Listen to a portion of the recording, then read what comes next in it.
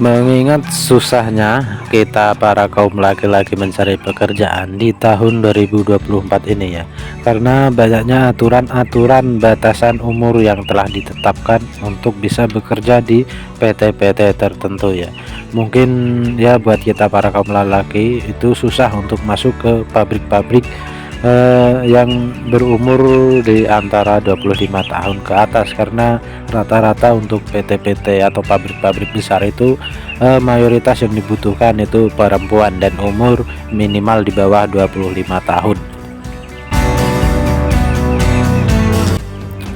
Oleh sebab itu di sini saya mencoba memberikan beberapa contoh usaha-usaha di desa yang tidak memerlukan begitu banyak modal atau biaya ya. Di antaranya adalah usaha ternak dan salah satunya adalah ternak entok. Ternak entok sendiri memiliki potensi yang masih sangat bagus di tahun ini ya teman-teman, karena masih sangat jarang sekali kita temui ya para peternak entok di tahun ini.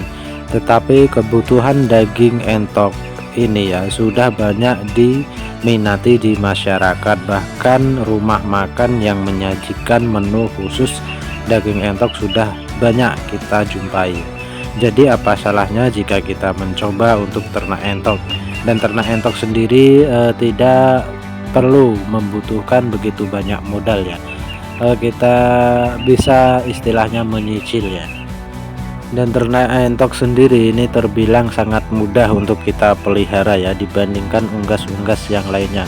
Untuk perawatannya sendiri pun sangat simpel, tidak begitu memakan banyak waktu, sehingga kita masih bisa bekerja di luar lingkungan kandang kita ya teman-teman. Mungkin buat teman-teman yang belum pernah sama sekali ternak entok atau yang baru ternak dengan skala rumahan ya, kebanyakan mereka masih takut akan borosnya pakan entok, sehingga teman-teman yang akan memulainya takut akan bayang-bayang borosnya ransum pakan entok. Tetapi di sini entok sendiri termasuk unggas yang paling rakus ya teman-teman. Jadi kita tidak perlu pusing-pusing memikirkan tentang borosnya pakan entok ya. Teman-teman bisa memanfaatkan pakan-pakan alternatif yang ada di sekitar kita ya. Apalagi jika ternaknya masih dalam skala rumahan, sangat mudah sekali kita memberikan pakan-pakan alternatif, kecuali jika teman-teman ternak langsung dengan skala bisnis atau dengan partai besar ya. Teman-teman bisa menggunakan pakan jadi atau pakan pabrikan. Tetapi jika teman-teman ternaknya masih tahap belajar atau masih dalam skala rumahan ya, teman-teman bisa memanfaatkan pakan-pakan alternatif ya, karena jika kita langsung memberikan dengan pakan pabrikan ya, mungkin untuk hitung-hitungannya itu tidak akan ketemu ya, karena kita masih apa ya, kalau dalam menjualnya itu kan tidak mungkin kita jual seluruhnya, pasti ada yang tinggal. Contohnya seperti indukannya ya, pasti kan tidak akan kita jual semua. Dan mentok sendiri memiliki harga jual yang sangat fantastis ya teman-teman, apalagi di momen-momen tertentu seperti di hari-hari raya atau hari lebaran ya. Itu harga jual entok sangatlah tinggi ya dibandingkan unggas-unggas lainnya.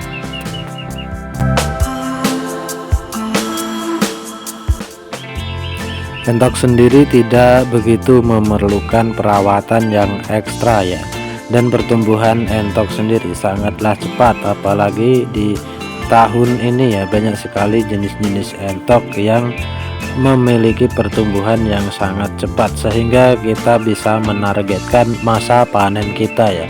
Contohnya seperti entok-entok jumbo atau hasil dari silangan entok jumbo dan entok lokal, atau entok jumbo dan rambonnya itu pertumbuhan anaknya sangat cepat sekali ya teman-teman. Kita bisa menargetkan masa panen kita.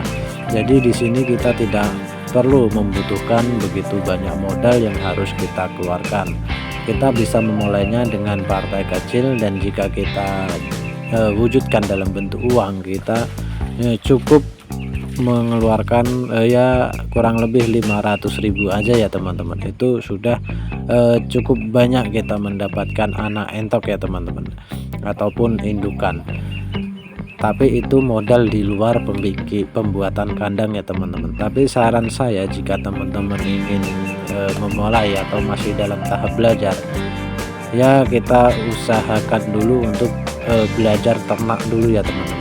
Untuk pembuatan kandang atau tempat tinggal entok, kita bisa bikin sambil berjalan ya teman-teman. Kita bisa cicil ya.